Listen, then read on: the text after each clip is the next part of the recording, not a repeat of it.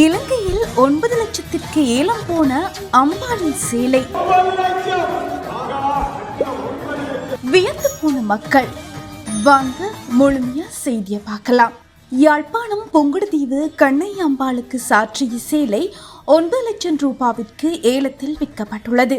குறித்த ஆலயத்தில் தீர்த்த உற்சவமானது நேற்றைய தினம் வெகு சிறப்பாக நடைபெற்றது. இதன்போது அம்பாளின் சேலைகள் ஏலத்தில் விடப்பட்டன. இந்த நிலையில் ஒரு சேலை 9 லட்சம் ரூபாவுக்கு ஏலம் போனமை குறிப்பிடத்தக்கது.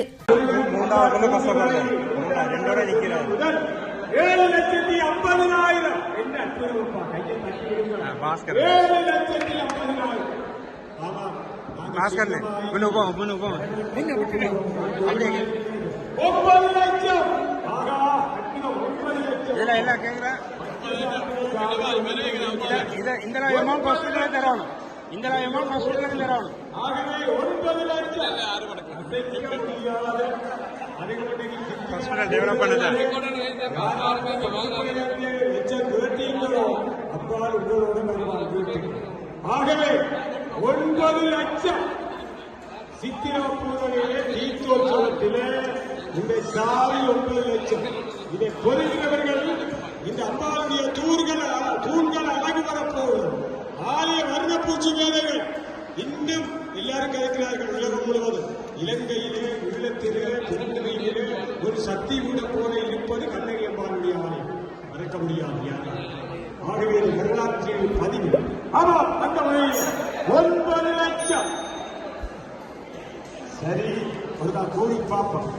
முதலாவது தடவை 9 லட்சம் ஓட்டுகிறார் இருக்கிறார். சரி, இரண்டாவது தடவை 9 லட்சம் சாரி கொடுக்கப்படும்.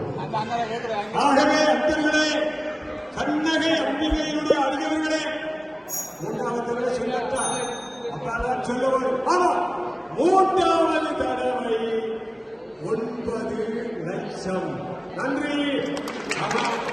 என்னுடைய பரிவார சபையினுடைய தலைவர் அவர்களை அன்போடு அழைக்கிறோம். சாரியை பெற்றுக் கொள்பவருக்கு வழங்குவதற்காக